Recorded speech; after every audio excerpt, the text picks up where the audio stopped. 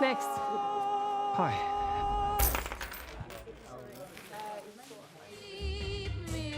How do you get a man like that? I have an aptitude for devotion.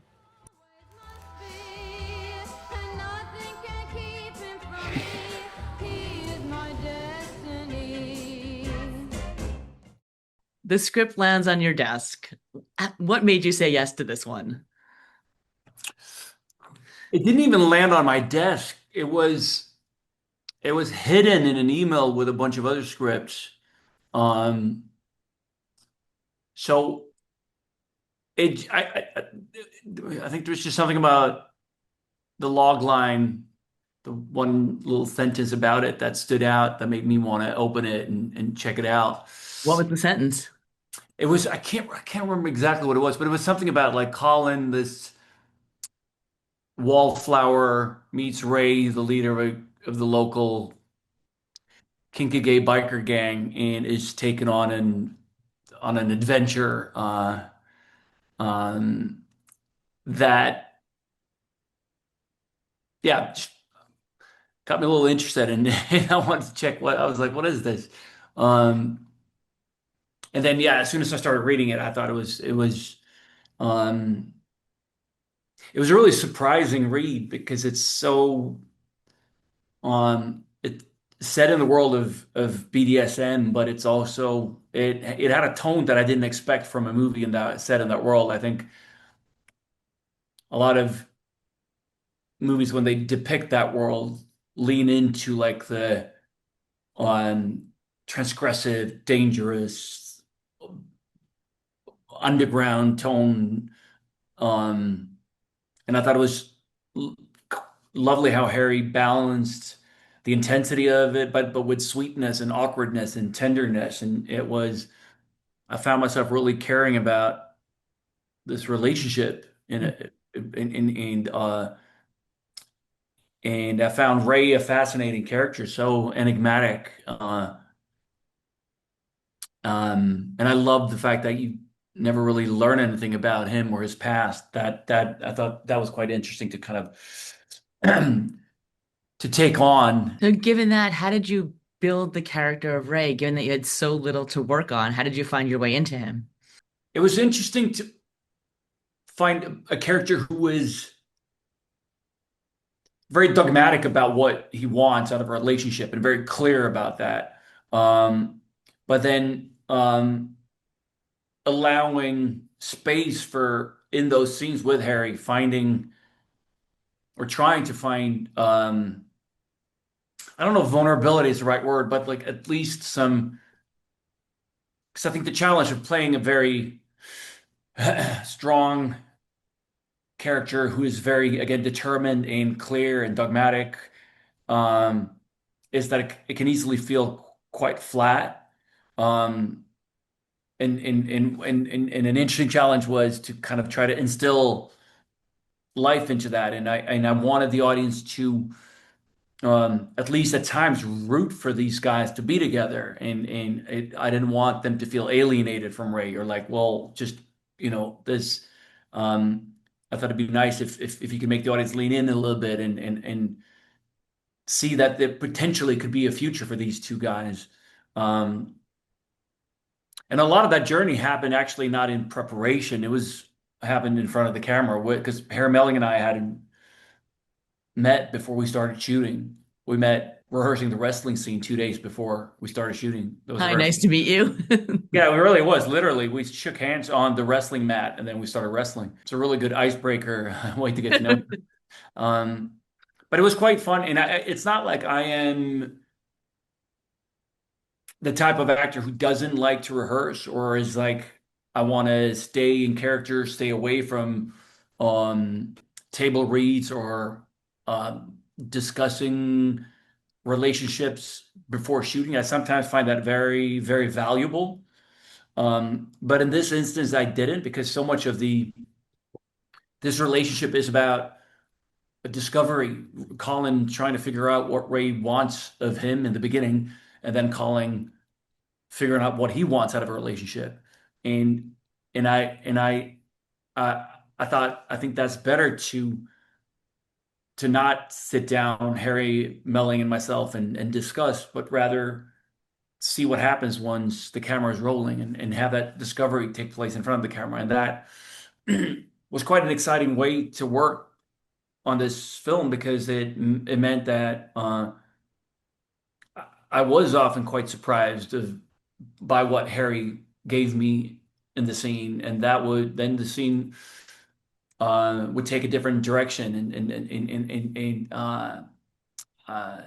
I would learn stuff about Ray that I or sometimes contradict myself. Even there would be things about Ray that I had planned and mapped out in pre-production that once we started shooting, I was like, oh, I don't think that's right at all. I think Ray is very different from in this regard from um how I had thought about him when I was sitting on my own working on the What kinds script. of things? With little details, and it would be just on a daily basis, I would discover things about I don't want to go into his backstory because again, I think it's nice for the audience that he maintains this enigmatic quality. But I had thoughts about where Ray came from and what his background was and why he had ended up here and what drew him to Colin. Um, and I'd had to kind of revise that quite on several occasions throughout the shoot and think like, well, actually, I think that again, sometimes it just like was slightly different from my interpretation of it, and sometimes it would contradict it completely, and um, which was really rewarding in a way because then it meant that it wasn't the work wasn't done in pre-production. It wasn't like now we're just going to shoot what we've decided. It's like it was constantly evolving and changing, um, and I think I discovered um, some vulnerabilities in Ray that I hadn't when I first read it. But then I would try to not show those vulnerabilities to Colin in the scene, and that created some quite interesting internal friction in Ray on several occasions in during the shoot. Can you share an example of one of those moments? There were so many. I mean, obviously, the without giving away the ending, but the day off was um, a sequence that I thought a lot about. Uh, I thought a lot about Ray's motivations for that. Why he would set this day up the way he did. Why would he give Colin um this Richard Curtis rom-com montage? Why would he expose himself? Why would he show such? Because it's a very different side of Ray we see in that scene. Hmm? He's much more playful and open. And I definitely had some thoughts going into it. Why? And they did change when it came to shooting the sequence. I felt differently, and when they kissed, it hit me in a different way. What research did you do into this world? Um, well, leading up to it, Harry Lighton, when he wrote the screenplay, he spent quite a bit of time with some members of GBMCC, Gay Biker Motorcycle Club in the UK. Um, I was in Toronto shooting Murderbot uh, right up until actually a week into production. So most of my um, conversations were with Harry when he was when he was writing the screenplay um, and how he wanted to depict his world and the different characters in it. And then as soon as I joined, I got to London. I got to meet with the guys from GBMCC who are also in the movie, and they were just incredibly um, generous with their time and kind of inviting us in, myself and Harry, and showing us the ropes and being open for any questions we had, and I'm incredibly grateful for that. How did you get the tone right? Were there moments that stood out for you? Well, we talked a bit about um, finding the sweetness, the awkwardness of this group, um, and having very mundane, like pedestrian moments brush up against really intense moments, emotionally intense, sexually intense. So you can have a big orgy in the woods right next to a scene with where Ray meet the parents basically, where meet the in-laws.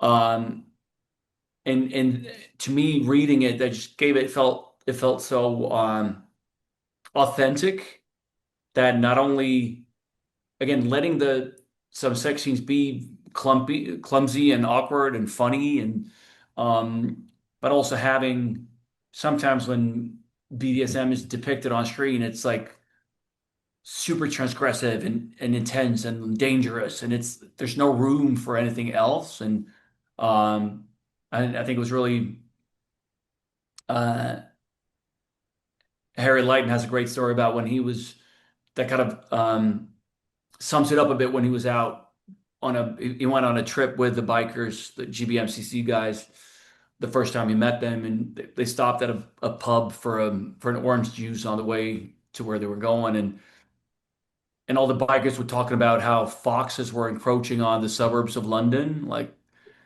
and there was just something quite mundane and surprising about that. Like, again, I think often when that world is depicted, it's almost that's like the only thing they talk about is like crazy orgies and intense sex scenes, uh there was something quite interesting about having that, but also scenes where they talk about foxes in London. As one does. As one does, yeah. What was the toughest scene for you to get through? Um, I was struggling in the beginning of the dinner scene with the parents. That scene turns quite dark. But in the beginning, Douglas was just too funny.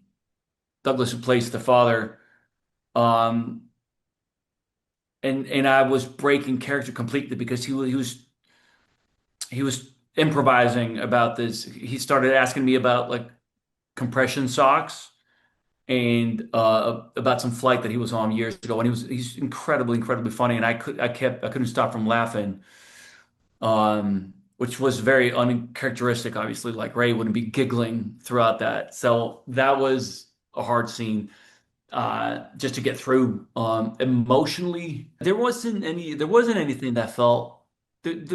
Some scenes were technically hard, like we didn't have time to block off Main Street and Bromley, so it was like we were shooting with hidden cameras as we were running with, and it was like a Friday, people were out shopping, so that obviously um, could be quite difficult at times. But I didn't find any of the scenes emotionally hard, really.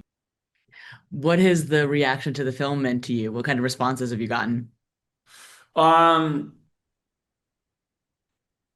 I've it's been I've really been overwhelmed by it from the first screening at Cannes to Telluride to London Film Festival and New York and Stockholm, and now we're in LA, and it's just been I've been really moved by how people have um embraced the film, and a lot of people from the community that we depict from the BDSM community have come out to the different screenings, and it means the world when they come up after the screening, and that really moves me. What have they said? What's their reaction been? Um, and I obviously can't claim that this is a universal reaction from the community. I'm sure a lot of them hate it, and maybe get the hell out of there after the screening or during the screening. So the people that come up to me might not represent, definitely won't represent all of them, but the people uh, that have come up have felt I get very it means a lot when they say that it feels like an accurate depiction Hmm. of who they are, and again that it's quite rare because it's not portrayed in a shocking way for the sake of shocking an audience. But it's also not done with silk gloves where you're afraid of offending anyone, so you're portraying it in almost a too romantic or too heroic way. Um, the fact that again, back to like allowing it to feel to to have an intense orgy followed by these guys, these couples around a bonfire, holding each other, hugging each other, kissing Hmm. each other, um, and just again going out on a bike ride, being playful, having fun. Like it's that they're not caricatures. That has meant a lot to hear. It definitely has some universal truths to it, and then beyond just that community for sure. What did other things that you've taken away from it? What has it meant for you? Well, I think part of the reason I was so excited about it when I read it was that it felt so specific to this community, but at the same time um, a potential universal appeal because it's in many ways a coming of age story. It's about finding out, falling in love for the first time. It's about being in a relationship for the first time, and I hopefully people who are not in this community can relate to Colin's journey and um, falling in love, trying to please your partner, maybe learning that you're not fully compatible and the friction that creates because you're still in love, but maybe you're not right for each other. And that journey that he goes on and to land at the end of where he's a bit more self-assured uh, than he is in the beginning and knows what he wants out of a relationship. Hopefully, uh, it can it can still stay true and stay authentic to the BDSM community, but my mom will probably hopefully enjoy this movie. And as far as I know, she's not in the Stockholm BDSM community Nope. anymore. Anymore. And what about your dad? What's his reaction to the film been? He loves it. He loves it. And that moved me a lot. We got to watch each other's films at Telluride. So I got to see Sentimental Value with him in the audience, and then the next morning he came to Pillion and it just he's always brutally honest with me. So and the fact that um he went up and kissed Harry Lydon on the mouth after the screening, that's Dad's way of saying this is I think you made a really good film. I love it. What's it meant to you to be on the award circuit with him this cycle? It's been a dream. It's been to even though we both live in Stockholm, we're often on the road, and it's so rare for us to be same place, same time. It's often not overlapping, obviously. So the fact that we've gotten to um, be out working, both of us on two projects that we're incredibly passionate about with people we genuinely love. So it's an intense tour, but again, I'm doing it with Harry and Harry, who've become two very dear friends. And I get to talk about Pillion, which I had such an incredible time working on. And similar for Dad on Sentimental Value is he loves the gang and he loves the film and so to do this like to travel around, which can be really exhausting, but to do that and the fact that I get to do it with my dad now. I'm here in LA. We're staying in the same hotel. We had drinks together last night, and I'll see him in New York in a week for the Gotham Awards. And it's again, we were in Telluride together, Cannes together. It's just been I've never had that happen before. I've never been like obviously like occasionally like, oh, we find ourselves in New York at the same time or somewhere, but like the fact that we're like the same stops now for several months has been so much fun. I love it. All right. I heard that he came up to you after the screening and told you, well, that's how it's done. Yeah. Yeah, exactly. He's got Perfect. experience from his the wild days of the 70s. Exactly.